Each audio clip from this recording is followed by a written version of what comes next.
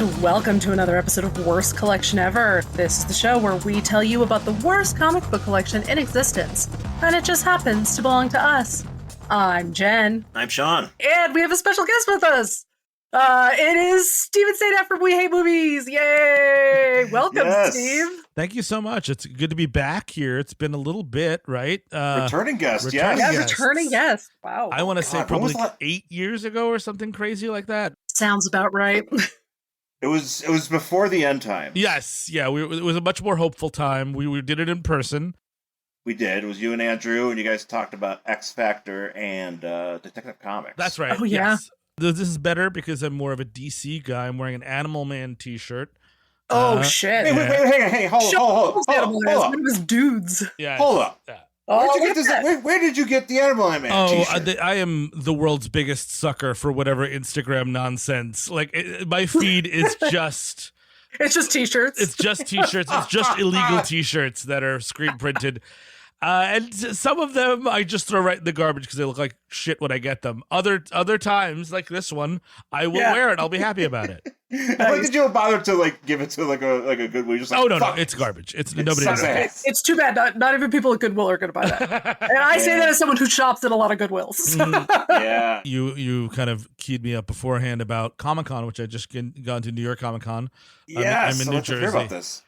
And I almost bought the cool McFarlane edition Buddy Baker, but it was like $80. Every toy that I saw was like in the $70 range, which kind of was that sucks. They really love to do that to you, and it's they do at those cons especially. You're like, I want to spend $100. Yeah, well, I'm sure it wasn't $80 when you bought it. Yeah, I was going to say you probably. I bought this straight off the rack. Yeah, I got this. As soon as I saw this at Target, I was like, "Well, I'm never going to see this again." No. Yes, that was smart. I think I actually saw it on the rack when I was traveling in England, and I didn't buy it because I don't want to put it in my suitcase. And then now, of course, it's $1 trillion.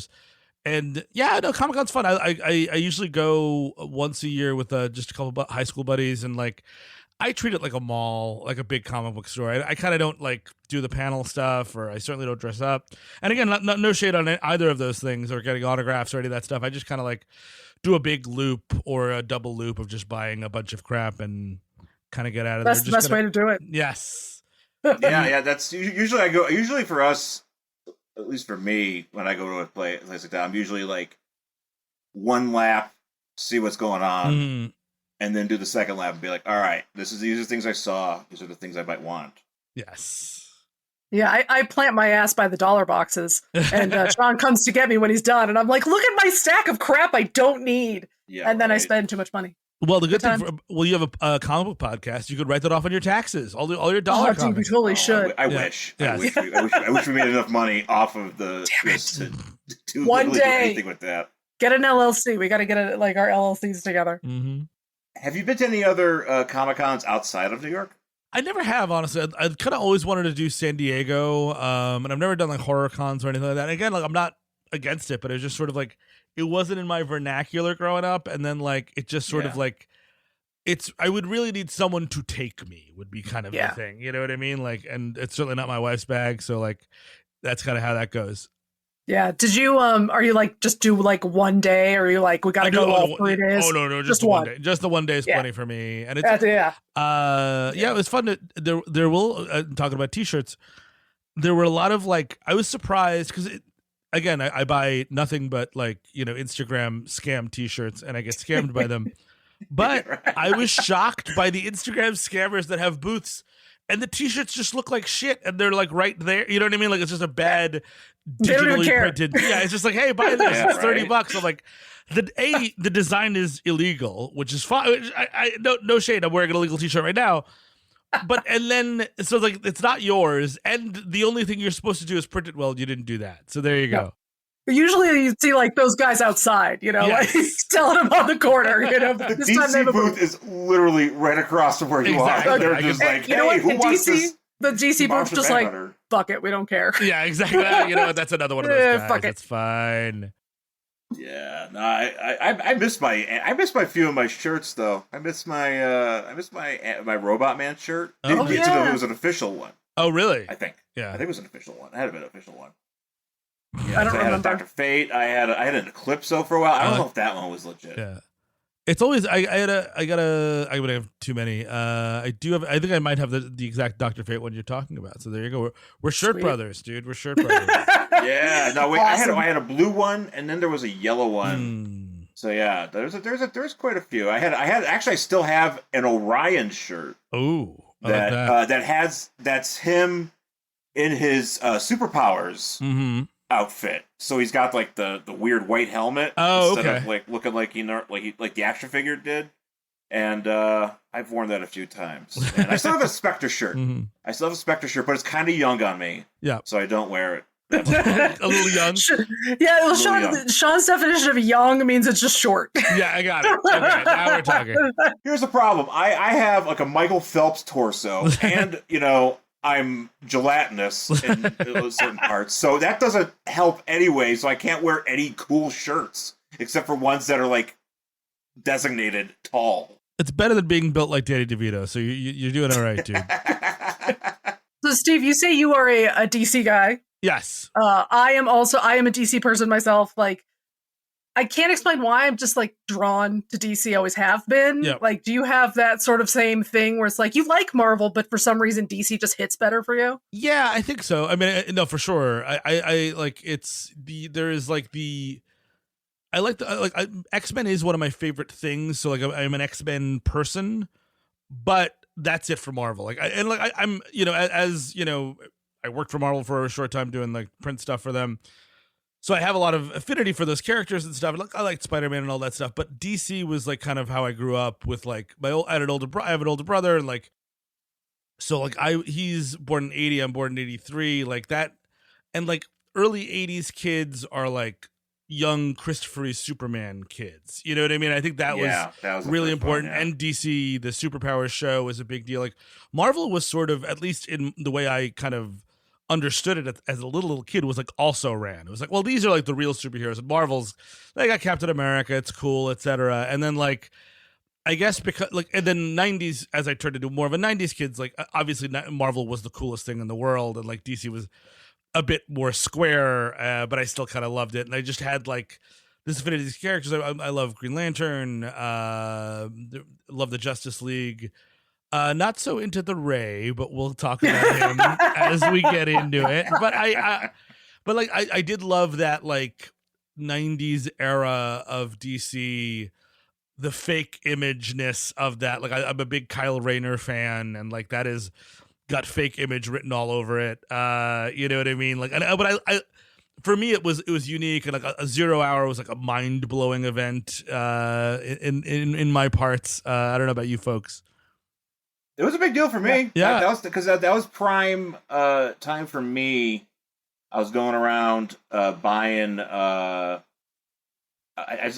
kind of was a Marvel dude, and then I just decided to go DC, and that was when all the Zero issues came out. So there are quite a bit of Zero issues that I'm in the process of trying to track down. I think I have the Ray. 0 Hour was weird in that way because it was like, oh, it's a jumping off point. Like the Zero issues were always so convoluted and bizarre because it was like, oh, I'm meeting the older version of me from 1964 that you obviously know about. Like, no, I don't. I have no idea what any of this is. And that also was kind of, I guess, a draw with DC for me. It was like the whole legacy bit of it, like that there was like 3 or 5 Green Lanterns, and like you had to know which was which and what that legacy was. And obviously that ties into the Ray, ties into even like Superboy and all that. Like it just like I loved like the long history of it, and like kind of, again, in a pre-internet world, kind of piecing it together through either trading cards or back issues or whatever.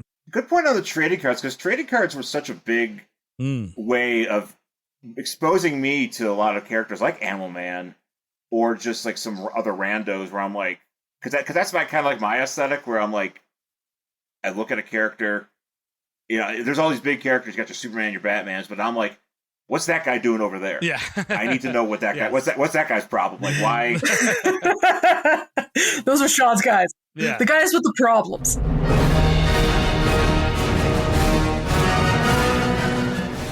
A long time ago, in a comic book rack far, far away, During the years between The Empire Strikes Back and Return of the Jedi, Marvel Comics kept the Star Wars magic alive, delivering bold new stories, expanding the mythology, and taking our favorite heroes and villains on unforgettable adventures. Now join me, the irredeemable Shag, and an ever-changing roster of guest hosts as we journey back to this incredible era. We begin with a comic adaptation of The Empire Strikes Back and continue through the thrilling tales leading up to Return of the Jedi. If you're a seasoned Star Wars veteran who knows your Shira Brie from your Hoojibs, or a brave explorer venturing into these comics for the first time, this is your hyperspace lane to classic Star Wars adventure. Join us for Marvel Star Wars, From Empire to Jedi, every other month on the Fire and Water Podcast Network. So I guess we should talk about the Rey. We could try. we could try to talk about the Rey. So I think Sean sent you like a whole never-ending nightmare list of our comic books. I'm sorry. I have a question. So let me ask you this, Steve. So that list I sent you. I'm so sorry. Is pretty much the definitive collection, except for the books that we already did. Yeah. Here on this show. As a comic book collection as a whole, well, how would you rate it? In I don't know what scale. 0. Thumbs down. Boom. 0 out of 10. It's not impressive. I'll be polite. No. It's it is. What should I say? I sympathize or I empathize with it. Growing up, I was never like a collector. Like I don't have that collector gene of like now I have it. Like hold on, I've actually kind of gathered that as an older person. Like like I kind of finally got the hobby of it all. But like as a kid, it was about consumption. It was about I need to consume this story, and then I will read it over and over. I will try and draw the characters poorly, and it will wind up like I will roll over it with like a fucking my bike, and it'll look like garbage in like 3 days. I never understood like I'm gonna buy an action figure and keep it in a case and never look at it. So like, and I have I do this with VHS tapes. I do this with comics. I just go. I love the dollar bin. I love the crappy, whatever these forgotten issues are. I love getting them love. I also like getting a little bit buzzed and going on eBay and making huge mistakes. Me too. Just thinking about all the time.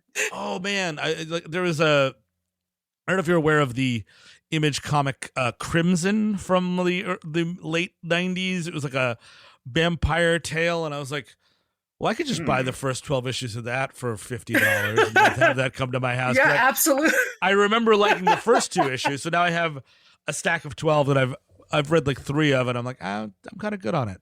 So that I do that. I definitely have the same kind of vibe of just like I kind of like bullshit comics. You know what I mean? Like when you sent me that list, what I wanted to do, you were very nice and say I can scan whatever you need, but I was like I'm pretty sure we're going to overlap because I knew you were a DC guy, and that's why I chose the Rey, because I do have it, and I never read this issue, and Shine Brothers. The Shine. It's a very it is a very shiny book. It's your holofoil cover, big at the time, and man, is it confusing. It is not. Yeah. It's not welcoming to a new reader. No. Well, here's the thing. So, well, first of all, we're talking about the Rey, number 1, volume 2. Yes. Number 1 from May 1994. In 1992, there was a miniseries, like a 6-issue miniseries that came out to introduce this current iteration of Rey. The Rey. Mm-hmm. They didn't even attempt to like allude to that miniseries in this. They were just like, well, I'm going to assume you read it. So we're just going to start here. Hope you catch up. And I was just like, I don't know. It's like, it starts in mid-sentence practically. It really does. It's just like, and here's a guy who's sad. And you're like, okay. I mean, it's the 90s. It's like, all right, you all know who Cousin Hank is? All right, let's go. Let's do this. And the answer is I don't. I don't even know. Like, I mean, like, I do think in a first issue of, especially this is an ongoing series, you have to introduce the character. You have to at least what are his powers? What's his deal? You know what I mean? Those are the two things you need to do in an issue, in the first issue. And then you can get into, table setting about where he's going to live and what his Spider-Man-esque problems are going to be, Yeah, right. Yeah, now here's the thing with the Ray, for me at least. And Jen, I want to hear what your thoughts are, because you're pretty much a newbie to this cat. I've always dug him because I just like I like his aesthetic. Mm-hmm. It's a very interesting, it's an outfit, that has like elements of like a high school, marching band. Marching band. Or he literally looks like a majorette kind of. Yeah. Mm-hmm. Yeah. Or if if you're a wrestling fan like me, we'll go ahead and reference the Sting. The wrestler Sting from WCW, his jackets. Oh, his jackets were very. That's the first thing when I think I saw the Ray's outfit. I was like, man, this is Sting's jacket. Sting was committed to a bit, and then he just decided to commit to another bit and dress like the Crow for like the next 25 years. Yeah, and just hope nobody sued him. That was how. It worked. He was like, "No, I'm gonna do it." And I don't think anybody ever did. Yeah. No. I don't know. Maybe he shook James O'Barr's hand at some point. And was like, you know what? We're in on this together, brother. And that's how it went. But here's the thing I like about the Ray. He's one of those guys that has hard X, because his powers. He has light-based powers, but he has hard light powers, kind of like a Green Lantern. Yeah, very much. Yeah. Oh, okay. Or like if you want to be in the vein of other DC characters like Mera or Aqualad, they have hard water. There's that. Or one of my very obscure one of my favorites is from Alpha Flight. There's Wind Shear, who has hard wind. That is his deal. Wind Shear. Wind Shear. Oh man, some of these names they're a lot of fun. Yeah. So Jen, actually, what's your initial takes on the Ray here? I did have to go to the internet and look at Wikipedia, having no experience with the Ray. And I was like, oh, it really would have been awesome if I had any context of what had happened in this 6-issue miniseries, because I feel like that's really important. Because we started with like, he's very upset, whatever, and then there's like references to him feeling guilty, and you're just like, for reasons? Like, why? Because like what we start out with here is like, he is fighting, I believe his name is Brimstone. And he's this huge molten monster, I guess. And we're in some city. I don't know what city he lives in. The Ray lives in Philadelphia. Oh, wow. Philly boy. Okay. Oh. He's a Philly boy, but we end up in Hawaiian vacation. Yeah, that's fun for him. He takes a Hawaiian vacation. I thought he was supposed to be poor. Like, that was the whole thing. He's working at a chicken shack, and he's like, oh, I can't afford rent or whatever, and apparently he's in Hawaii. And I thought that to be the case. Yeah. But there is a dropped line in here where, and we'll get to it, but like, cousin Hank is like, he's like, hey, how about we go to Hawaii and check out this weird volcano? And he's like, I gotta work, dude. And he's like, oh, whatever, and he's like, and then 20 minutes later, we were in Honolulu, because I guess at some point he just turned into the Ray and picked up his cousin and there. So he can, okay, that makes a lot more sense. Is his cousin who should be covered in bugs and have all his skin ripped off. Yeah, that's a good point. Yeah, he's just like a bug windshield. That'd be really gross. It would ruin that guy's hair too. He has just beautiful Luke Perry-esque hair, but we'll talk about it when we get there. So the title of the book is called Rebirth, and it's Christopher Priest is the writer, or Jim Owsley if you want to be. I don't know, Steve. Did you read the last 2 pages of this thing where it's like that big wall of text?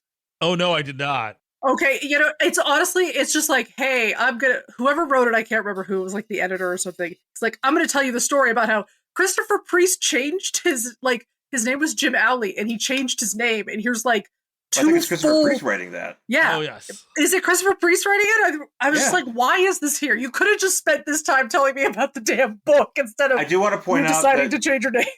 He did change it to Christopher Priest, but also this is his DC wiki photo. Nice. That's amazing, actually. That's amazing. He's just like, he's chomping on a big old hoagie. Yeah. Yeah, he's living his life. Wearing the best sunglasses, by the way. Always, it was a cool fake name. At least Christopher Priest is a very cool fake name. One of those dudes. I think he wrote he had like a couple of '90s hits. Like I think he wrote Quantum and Woody, which people really like, but I never read it. It was like a buddy cop superhero dealy. That was kind of a big deal. And also Howard Porter did the Grant Morrison JLA run. And man, does his art get better than whatever is in this Ray book. Like it is. Yeah, well, he's just starting out here because I think this was because prior to this, they mentioned in that write up that he just had like maybe like a short run on Dark Stars. Yes. And then he jumped onto here, and now obviously he's doing much better. Also, real quick, Joe. Now maybe Steve, you can correct me. Joe Quesada. I'd say Quesada. Yeah, I think you're right. Yeah, Joe Quesada was the cover artist, and Joe Quesada. Classic bait and switch, by the way. Oh wow, look at this amazing art! It's amazing. Oh, yeah, totally. But he drew the miniseries. That again, so that's even more of a bait and switch. Because I mean, I didn't know a ton about the Ray. Like he was in DC when I was reading it in the '90s, in that early '90s, like kind of edgier, edgelordy kind of thing. And he had that vibe, and it was like really cool. But I never knew what his deal was, and I still don't because I read this whole first issue. And like that was I was kind of like, oh cool, I'll finally figure out what the Ray's deal is. And he's a legacy guy, like a Justice Society of America, like holdover deal. Actually, like, not JSA. You'd think it was JSA. I think maybe it was JSA, but he was definitely Freedom Fighter. Oh, okay, got it. That's the thing. So here's the thing. So here's the quick thing that this is actually really funny to me because Ray Terrell is the son of Happy Terrell. Or Langston, Langford Terrell. Not a lot of Happies anymore. Very few Happies walking around. No one gets that. Happies. It's kind of like a Gus. Yeah. Mm-hmm. I also want to know, like, is that a nickname or like does somebody name you Gus? Like, is there a baby out there named Gus? Well, I was gonna say so he named his son Ray, which is funny because that'd be like Superman naming Jonathan Kent Superman Kent. Yes.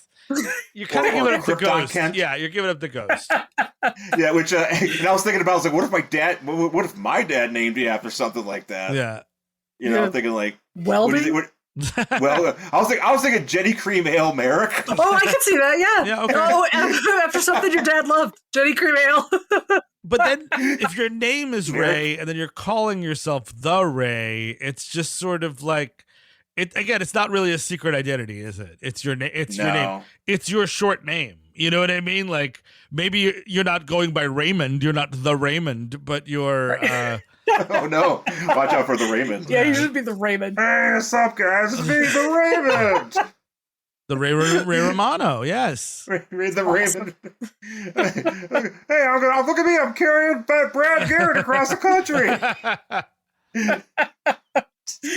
Let's put that on our heads. But okay, so we have this cold open in the book. Right in Brimstone. Mm-hmm. Brimstone, for real quick, at this point, he is talking like a medieval guy. He says a bunch of stuff that's and his vernacular kind of changes later on, which I need to point out. Yeah, it's weird because I think he just starts calling people varmints. Yeah, varmints, and you're just like he's Yosemite Sam all of a sudden. Yeah, all of a sudden he goes from like being the demon to like being Jonah Hex. Yeah, like, at the same time, and you're just like. That's right. Yeah, he goes from being Etrigan to like, which is crazy too because I didn't think Brimstone had any vernacular. Well, I just thought he was like fireman. Yeah, well, apparently not. So he's like the Ray's trying to fight with him, and I don't exactly. Do we like stop here and then like do like a flashback to him getting an apartment? He's Doogie Housering at this point. I see. And I gotta say, the font on the caption boxes and the color. Real muddy, real hard to read. And just like not a fan of how this book is laid out. I'll be honest with you folks. No, I also like there's like some of the boxes, they're like extra covered in like on the sides. They're like big and thick. Yeah. And it's just kind of like, okay. They should have made that a different color. Like, I don't know what we're doing here. Purple doesn't exactly show up well on black. Doesn't show up well on purple. FYI, that's just how that works. Not at all. No, somebody should have told somebody about that. Mm-hmm. But he's thinking back to the beginning of his day and how he rented an apartment. Yeah, and how like he was having problems renting an apartment because he had no credit history.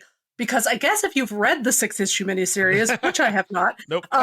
You find out that he was actually raised, he thought he was raised by his father, but he was raised by his uncle who kept him in the dark. So he was known as Night Boy. Because if he got into the sunlight, then he thought he was going to die. He would have powers. So his basically abused this child and kept him in the dark for his entire life. And then when same. I was like, oh, okay, that's a thing that happened. So then when he died, I guess this is he finally gets to go outside and have all these powers and whatever. So that's why he has also he's young, so he has no credit history or whatever, and he ends up renting this really shitty apartment that has a random art sculpture in it. Yeah, it's the statue from Hellraiser 3. Oh shit! We're looking at it right now. It's very Lydia Dietz coded as well. 100%. Oh yeah, he bought this from Lydia Beetlejuice. Yes. Yeah, he went to Connecticut and it was like, or somebody, whoever was there last time. Which, but I like he's asking this the landlord who reminds me of a guy. There's a sketch in Mr. Show where there's a landlord, I think John Ennis is renting an apartment, and so just because his landlord's kind of yeah, you want to bring girls here? All right, yeah, you can feed them to the statue in that movie I saw, because that movie's already out. So. And finally, Hellraiser will return at long last. And he does ask him if somebody was killed there, so just FYI. I mean, yeah, because he also says, and this is very LA coded. I realize this is Philly, but he's just so there's no refrigerator because for some reason in LA, news to us when we moved there. Apartments don't have refrigerators, and you're just but why? They tried to pull that shit on me in New Jersey, and I was like, I'm not going to buy a refrigerator.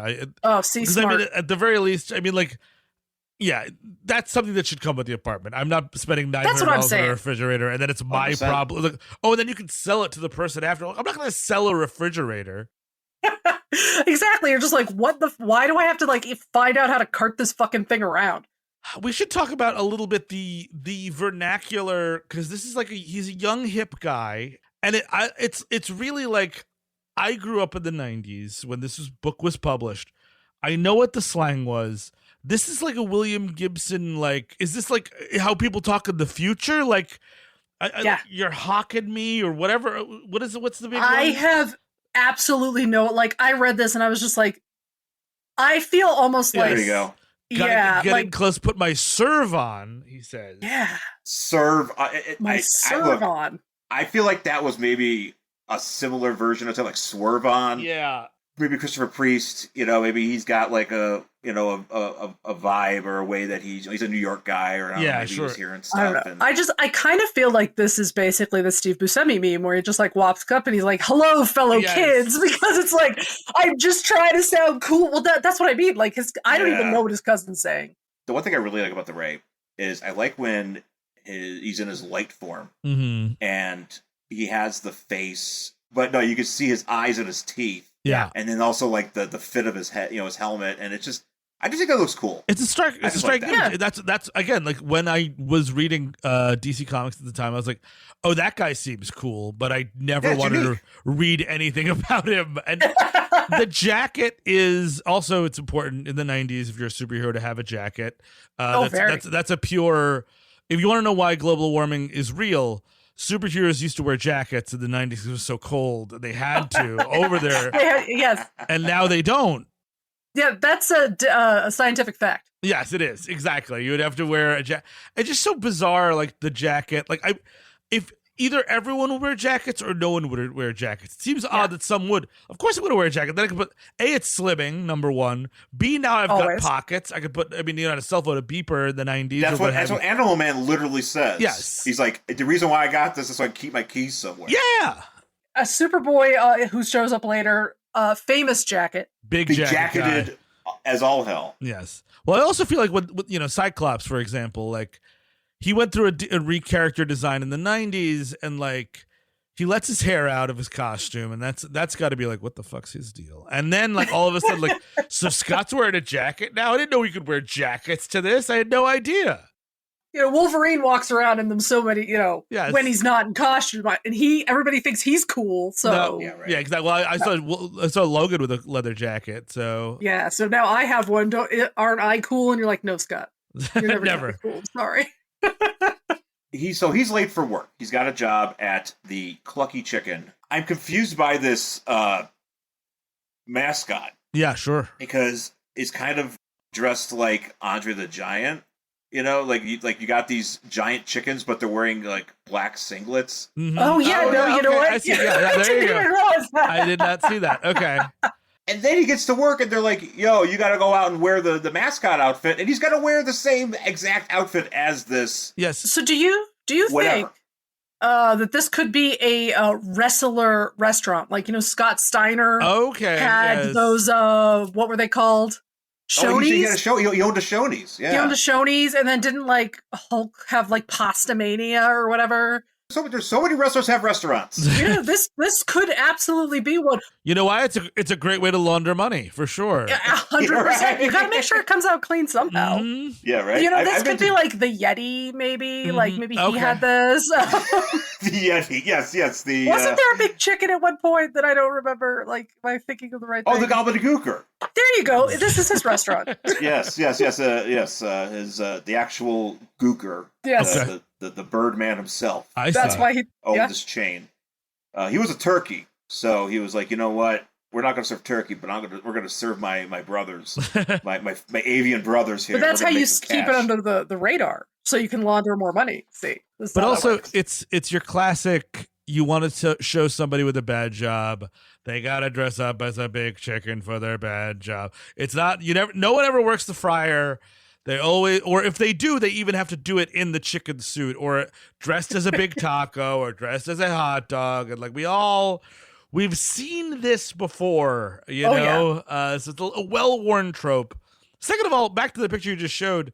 And if you guys have the comic at home or whatever, the Ray just walks around. Not only is his name Ray, and he is the Ray. He does put a mask on when he's being the Ray. But he's just walking around with that fucking jacket all the time. Like this is all the time. This is his Saturday jacket. Like he is just wearing this jacket to the bodega. It is the only one he has. And then he's just it's like everyone's like, "Hey, Ray," like it's just there is no secret identity here. Zero. No, and he even he tries to worry about it later. Yes, he's like, "Oh no, people are gonna know." And then he's like, "I guess no one will see me." And I'm like, "But you've been walking around in that jacket like all day." Well, later on, he gives it to a sexy lady. He's kind of like, "Yo, girl, you want to wear," like a very high school move of like, "You wear my hat or wear my jacket," kind of a deal. He should have gave her the helmet too. That was fun. So he's out distributing flyers for the restaurant he's standing in front of. Classic move. And he's hoping this girl, I think her name's Jenny. Mm. No, that's his girl. So he's wondering where his girl. He's out there, and he's like, I hope my girlfriend doesn't show up. His girlfriend's name is Jen. But she does show up. She does show up, and as well as somebody who I've created a lot of lore for. Okay. His cousin Hank Terrell, because first of all, look at this guy's hair. It's amazing. It's amazing. This is why I'm calling it Luke Perry-esque. Yes, it is. It's very, that whole thing. The rockabilly deal, a little bit. Yeah, kind of pompadour. I'm looking at this and I'm like, hang on. Are we trying to reboot Ford Fairlane here? Because if you remember, I don't know if Steve, you know about this, but Jen should, because we did this on the podcast. Yes. There is a Ford Fairlane adaptation by DC Comics. Wow. Yes, there is. And so I'm wondering, and then it led me to start thinking about, this is a very hacky bit, but I started thinking about, because I was laughing about it last week, like, if Andrew Dice Clay played the DC Comics holiday party at some point, and then he was like, damn it, I already fucked it up. Superman Blue, he needed the money. Oh, there you go. I got it. There you go. Superman Red, nobody gives a fuck about him. So, do you think that was part of the payment that if he's playing the DC Christmas party, they're like, look, we're a little bit strapped right now. We can give you half up front. We'll give you a comic book. No. I think that was already. I think the comic was already in the bag. Oh, was it? Yeah. Okay. I didn't know if it was part of the deal. You get your very own shitty comic book that they will one day turn into a shitty movie. Well, DC was happy to make anyone a shitty comic book, like the Ray #1. Yes, they were. But wearing this chicken thing. Yes. And his cousin's I don't know. His cousin has all this weird slang, but he's also like, hey man, why don't you just take your jacket and fly to wherever? But he's also saying it in front of this girl, so does she know that he's the Ray? I think she knows. So everyone knows. He's wearing the jacket. He's always wearing the jacket, and his name is his superhero name. I'm surprised the chicken is not wearing the jacket. So here's the deal with this girl, though. She was his neighbor when he was Nightboy. So it's like an MJ situation. So all three of these guys, they're all in on this Ray business. Yeah, always fun when it's like, you have no choice to date me because I was your neighbor. Congratulations. Well, your serial crush from when you're 8 years old. And of course, I mean, this book has read Spider-Man before. Absolutely. 1,000%. They just painted it black and gold, you know? Yep. Same thing. They go to Hawaii and immediately were greeted with the other part of this story where there is a apocalypse troll named Maris. So does this troll ever show up again? No, because he dies. No, I mean, like, are there more trolls on Apocalypse? Because as we know, that's just like a bunch of fucking parademons and weird, deformed new gods. And that's like all you have. When this dude who looks very like, I don't even know what, a Gollum-esque, but like he's green, he's got a fun little outfit on. Like this is not a New Gods-esque character. When he starts talking about Darkseid, I'm like, okay, I guess so. And then it's so much so soon, and I'm so confused. And I am too. I was so confused because I was like, is this a thing? Like, is it this guy's backstory? Is he's like, he immigrated to Apocalypse because like his planet was too nice, and he was just like, fuck it, I want to live in like basically hell. Like, I don't understand like what this guy's deal is. I do believe that Darkseid would be more welcoming to immigrants in the current administration. That sounds 1,000%. 1,000%. Well, Darkseid's great. So I mean, come on, man. All colors, everybody. Who wants to come in? Who cares, man? Let's party. You know, Darkseid would at least require his parademons not to wear masks. That's true. Yeah, exactly. Yeah, but this. So you're right. I didn't even notice this. Well, not just flip-flops, but he's also dressed like Magnum P.I. But yes, and no one's like, holy shit, a monster. They're just like, cool. Yeah. No, what's happening is, so you got these two people that work at this attraction, and they're watching this troll run back and forth with whatever to activate what's called a techno seed inside of this tornado or this volcano. That's gross. So they could, you could bring back brimstone or whatever. I know. All of a sudden we start talking about techno seeds, and I'm just like, "Yep, I'm out. What are we doing? No. I'm gone. I'm gone, dude." I'm like, what is that AI? Like, what are we talking? I'm your core audience, and I'm confused. This is a problem. Yeah, and I'm like, dude, I don't know what the fuck. Apparently, it's been a thing. Apparently, it was a thing all the way back in Legends, because that's when what's his face first showed up. Yeah, Brimstone. Yes. So what is that like Apocalypse? Is that like Darkseid's jizz? Is that like what are we talking about? What is a techno seed? What happens is he jizzes huge loads into like a time capsule kind of looking thing. And it's just sloshing, right? Oh, lovely. Oh, he's one of those weirdos that freezes it. Got it. I know. But he like puts it like next to the ice. It just like sticks it in the freezer. You really want to keep that labeled. Keep it labeled. Dude. You gotta keep it labeled. You don't want to mix it up. Don't want to mistake that for a hungry man dinner. A lot of protein.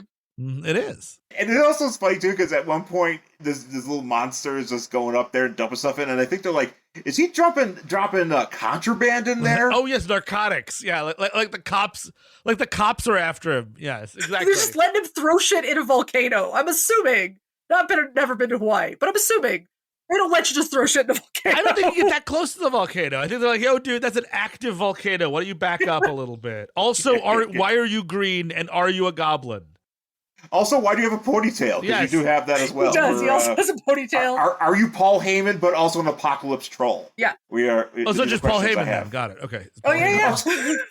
Back when he had that like little ponytail, his little cool skullet. So anyways, he gets this monster gets confronted by one of the people there, and in response, he bites the gun that she's pointing at him, which is pretty great. And then he backhands her into the volcano. That kind of gets glossed over for like a second there, but that woman is dead. Yeah. It is sort of interesting. I mean, like just again, Howard Porter, I would say like not the world's greatest art. A guy I really like. Again, I like that JLA run. He's actually like he's still working like in a really big way. Like he does a lot of like high profile DC books now. This art is so muddy. Maybe it's who's inking him or just the style he was going for. It is all so muddy. Like he's a guy that like reads as clean to me, and this is not clean. Yeah. No. Maybe it is because like he's really new here, and maybe he was trying to go for that like was the style at the time where I felt like so many of those books were so ugly. Yes. Yeah. This could you could buy. You just might as well just be an issue of Damage or an issue of Damage. Or. Who's another guy? Extreme Justice. Oh, Extreme Justice, 1,000%. Yeah. I'm trying to think of some of the other good zeros. Legion with the Legion, but an acronym, by the way. No. It was Rebels. Rebels, yes, of course. Rebels 94. Mm-hmm. Don't forget. You want to make sure that book is as dated as possible immediately. Yeah, right. So he I don't know, summons the techno seed, like the jizz melts out of the ice tray. And this is where we have Brimstone. Now, I can't tell if it's Brimstone talking here or if it's this green guy. Great question. Well, he's like summoning him. He's summoning him, and then he's saying a bunch of stuff. So it's the green guy who's talking all weird, and then Brimstone just keeps talking that way? Maybe. Yeah, I think so. I couldn't tell. No, yeah, because he's doing very theatrical, flowery, like Darkseid be praised. But then yet later he's calling people varmints. And like varmint is a really specific kind of language to employ for a character. Maybe he had some Looney Tunes down there. Yeah, he was watching the volcano. And he was like, this is good times. I do like, though, that this troll does get smashed. So, first appearance and death. And death. Of Merritt's, the troll. All life on Apocalypse just seems to be part of an elaborate suicide ritual. So that's just 1,000%. Yeah, it just seems like it's what they do over there. Who am I to just say something about someone else's religion?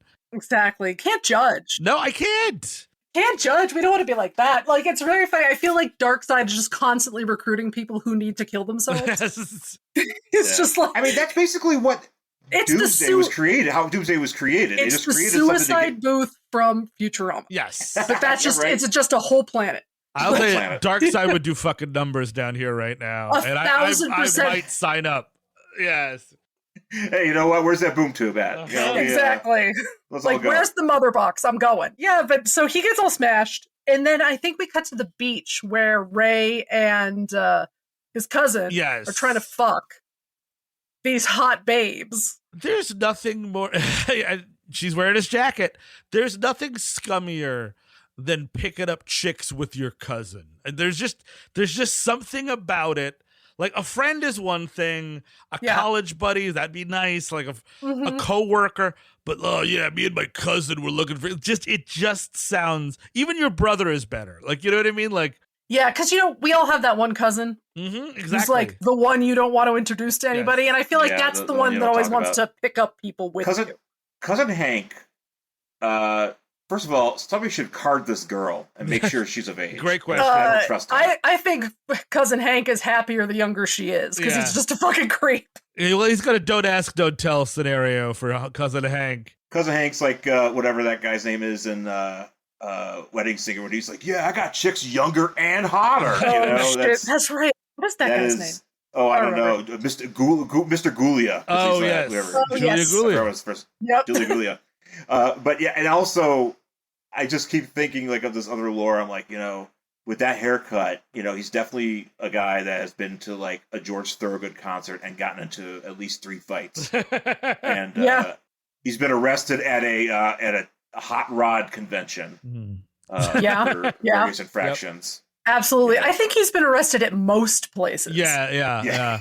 He's that guy. He's like, how did you get arrested at the children's birthday party? And it's like some crazy fucking thing about how he ended up punching a clown. Yes, exactly. And it's like, it's court ordered. A lot of sentences begin with court ordered. I have to go here for a court ordered reason, kind of. A lot of this many feet. Needs to be for sure. Upon. So a lot of places he can't really go. No, it's a bummer for Cousin Hank. But he takes back his superhero jacket when he sees the big brimstone dude, and this was something I was happy that I remembered. Superboy, for whatever reason, after he left Metropolis, after he was Superman for a while, didn't work out as Superman, decided to relocate to Hawaii, because why the fuck not, dude? It's beautiful. He's like, I'm just here now. Superboy, very committed to the bit of wearing these very tiny round sunglasses. Yeah. He rocked that for a very long time. I mean, like, he was committed. Superboy also, I believe, and I had this issue, which I think now is actually worth money. The first appearance of King Shark was a Superboy nice. comic. Yeah, like I liked this run of Superboy, and then I actually even liked the sort of latter period Connor Kent when he was with the Teen Titans and he's just wearing a t-shirt. You know what I mean? Just really dressing down as Superboy, which I was okay with. Yeah, the Young Justice one. That's how he showed up in Young Justice, because that was the thing. Like, they were just like, and he's just really angry all the time. He can't fly. Yes. And he's just wearing a t-shirt. Yeah. So then the Ray runs off. This is also that part where the Ray is like, as he's like dancing with this girl on the beach, he's like, sometimes I feel guilty. And I'm like, hey, you might want to tell me why. Yeah. Nope, not gonna? Cool. We're just going to gloss over that? Is he just Catholic? Like, that just happens. Great. You know what I mean? That is exactly. If you are Catholic, that just happens. It's okay. You'll get over it. It's a phase. As a matter of course, you are just Catholic. You just feel guilty about stuff. About everything. You wake up in the morning, you're like, I feel guilty. And you're like, about what? It's like, I don't know, Catholic. Like, yeah. So he's and we don't know why he feels guilty. And then that's when he runs off to fight Brimstone. Mm-hmm. And then Superboy shows up. Yeah, complete with logo. Yep. He shows up and he gets his logo shows up because as soon as he says his name, it's Superboy, like in the logo font. And it's also like kind of it's weird because I think this Ray, and I think this is just sort of a difficulty, in kind of a badly illustrated, kind of less informative comic. Like, I was like, is the Ray a teenager? Is he older than Superboy? Like, it's because they're both talking about being dissed, which is, I don't know about you kids listening. That's a slang for disrespect from the 1990s. If you were to disrespect someone, you understand, you would be dissing them. Or actually, if you're cool, you'd drop that G, put an apostrophe. Now you're dissing someone. You know what I mean? Let me just turn my chair around and tell you kids about it. But you got to turn your hat around too. But like, he reads as a very young character, and they're both wearing jackets, so they're both really hip. You know what I mean? Like, it's very hard when he's like, friends. Yes, he's like, get out of here, kid. And I'm like, are you like 21 and he's 19? Like, I think that's what we're doing, because it really comes off like that the Ray is not much older than Superboy. Sure. I feel like the Ray is given kind of like a clone bias, because he knows Superboy is a clone, so he's just like, whatever, it doesn't matter what age you are, because you're just racist, a clone, dude. And numbers don't matter to you. I don't like that. It's clonus. Use was chemically man-made. It is clonus, yeah, exactly. Oh, sorry, I'm not the original. Yeah. Jesus Christ, dude. I didn't ask to be a clone. Yeah, sorry, my conception is a literal nightmare that nobody should ever talk about. It kind of plays into the end here, but the Ray, I'm like, look, you're not that hot shit yet. Yeah. You work at a chicken place. You have a Hellraiser statue in your apartment. You don't have a fridge.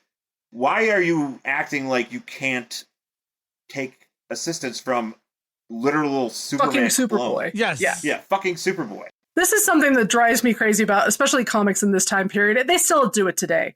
It's like, person shows up, and instead of being like, hey, what are you doing here? It's just, I'm going to punch you in the fucking face. Yeah, exactly. Just like, it's just a wrestling match. It's just the WWE like 98% of the time. And that's exactly what happens here. Dudes who traditionally hang out with their cousins will just punch a dude in the face who you do just have a shows point. up. You know what I mean? That's just how it works. It's kind of it's just a reaction, because that's usually going to happen at some point. Yeah, because you're so used to fighting when you're with that cousin. You just start swinging. It's that Simpsons meme where it's like, I'm just going to go like this, and if you get it. And I think he mentions at some point, like, oh, this kid, blah, blah, blah. He calls him Junior. And there's this thing where he says, I think, I should call the Justice League. And apparently, like, the Ray was in the Justice League at some point earlier on. Like, so, like, sure. it's all information that I kind of would like. Like, I don't know is he a new superhero? Like, he feels like a new superhero, but I guess he's not.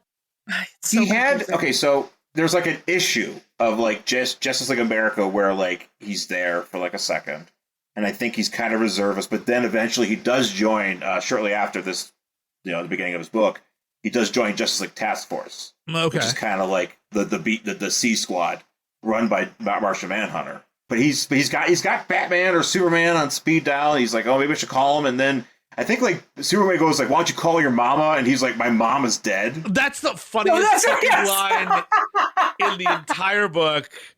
To just be like, my mom is dead, actually. It's like, dude, I don't know. Okay, well, I'm sorry. We're fighting. We're superheroes, okay? Yeah, we're fighting a volcano monster. What do you want? Do you want tact? You ain't getting it. I realized, because I was like, where do I know the Ray from? Because he wasn't in like the Justice League books that I was reading. I think he might have been in Titans at the time, but he was in Titans for a minute. Yeah, I did, because I was a big Kyle Rayner. Thank you, Kyle Rayner fan. But what I realized was his big claim to fame for me anyway was he was in do you guys remember the Amalgam comics? Oh yes, mm-hmm. He was, and this is like a trade, like, because sometimes it was like, Wolverine and Batman. You make those two characters together, that makes a ton of sense. Like, they're kind of on the same level popularity-wise. And I felt this was always an insult to Cyclops. It was Cyclops and the Ray got mashed together as Ray Summers, by the way. That is actually a huge slap in the face to Scott. Exactly. That's just like somebody's just standing in front of him and being like, fuck you, bro. Just like giving him like the finger to his face. Yeah, I'm going to put this in the chat.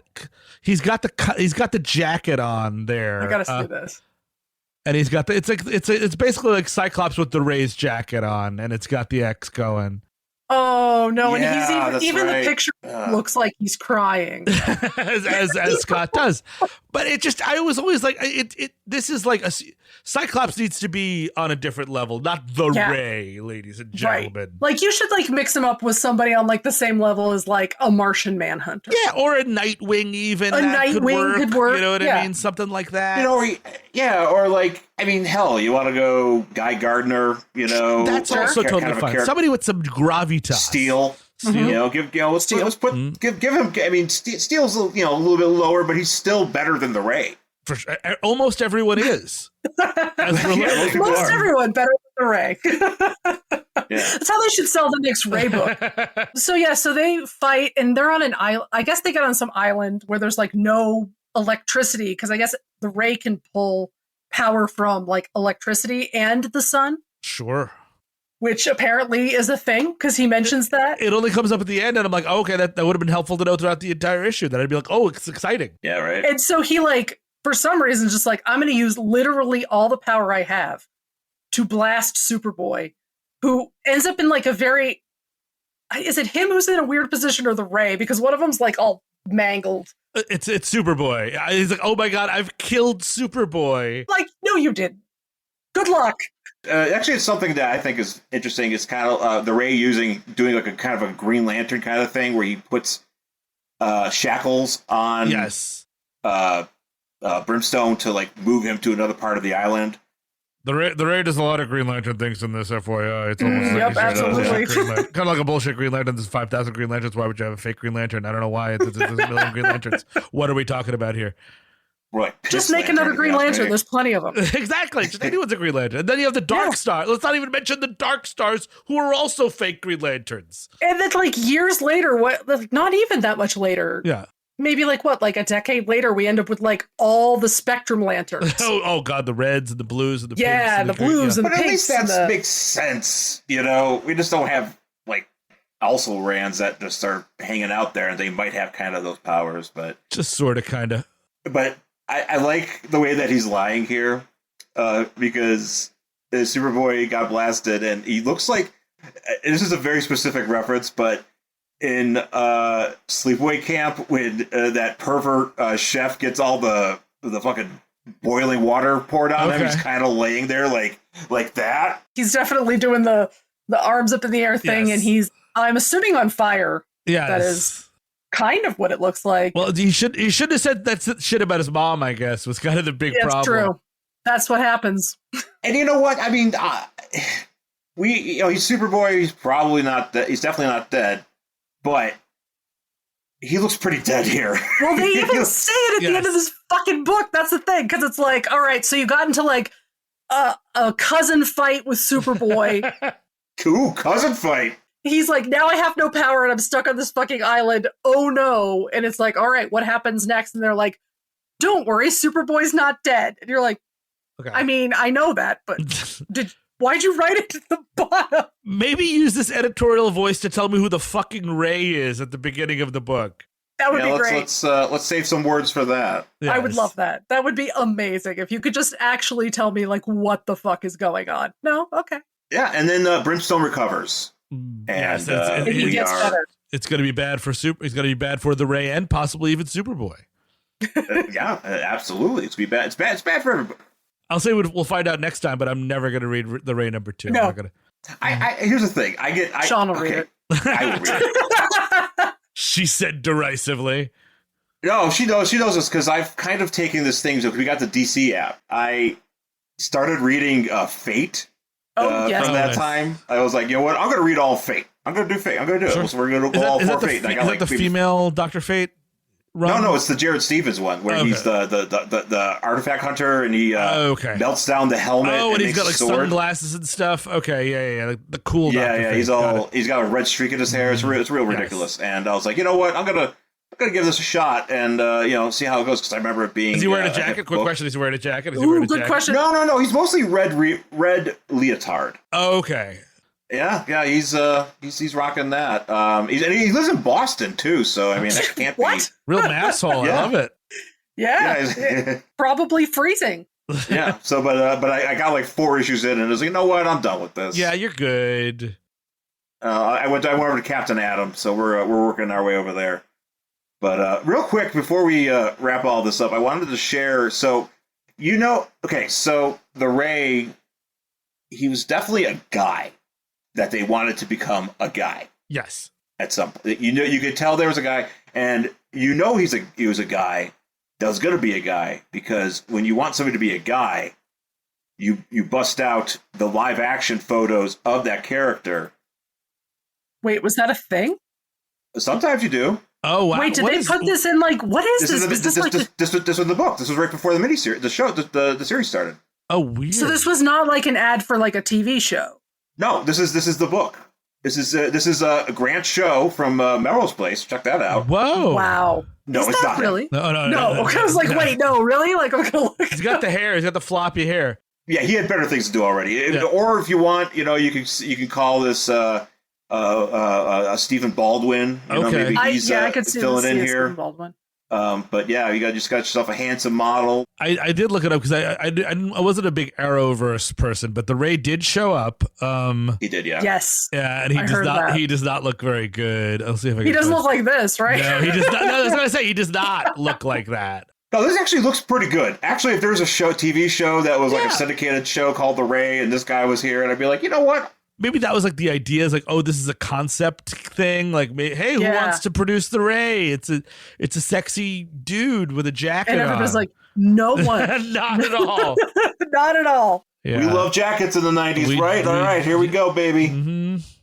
Let's and then the effects are just complete garbage. Like it's just we're talking like awful like Hellraiser looking shit in the 90s. It's amazing. And it's but this is actually a pretty honestly, I would probably be sold on this if I think this would be like, oh man, this is gonna be kind of cool. Look at this dude. Yeah, I watched Mantis, so I definitely would have watched this. Yeah, I would have watched the first episode of this for sure. Yeah. And it would have been canceled immediately. Mm-hmm. Yeah, probably halfway through the episode, actually. Many such cases. It just fades to black, and it's just like a picture of the flag, just like waving. And it's like you just gotta watch the American flag for the next 30 minutes. Take it off the air. Take it off. What do we got? I don't care. Just put the flag up there. Put the emergency test the EBS up there, and let's freak everybody the fuck out. We now join Married with Children already in progress, kind of a situation. 1000%. Hey, sounds good. So thank you, Steve, so much for coming on the great. show and discussing the shittiest of comics. Yeah, man. Yeah, and I gotta say, man, if we get a chance to get back on, we're definitely gonna have to keep that Guy Gardner or Green Lanterns that you Kyle Rayner. Yeah, the Kyle Rayner. Kyle Rayner one that you wanted. I love a good old I love Guy Gardner Warrior.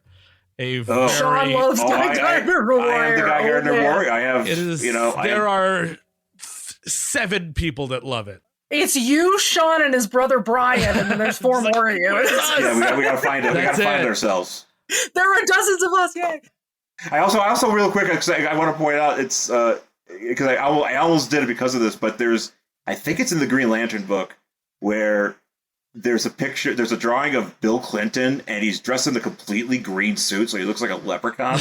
Nice. And I was like, I don't know, maybe we should do this. But it's like, you know what, the Ray, let's go shiny. I like it. Let's keep it simple. So, Steve, what do you got going on? Anything to plug? Go right on ahead. So if this is in November, we should be knee deep. The podcast that I do, We Hate Movies, should be knee deep in our what is it called? We call it We Love Movies Month. So often we do movies that are more. We're kind of getting away from we do bad movies, but we do like good, bad, mediocre movies on what we call the main feed. But now, for the month of November, we do like really great classic movies. I believe we should be starting with Rear Window, which is a huge deal. It would be fun for us. We love to do Hitchcock and to do bad Jimmy Stewart impressions. So if any of that sounds exciting to you should check out WHMpodcast.com.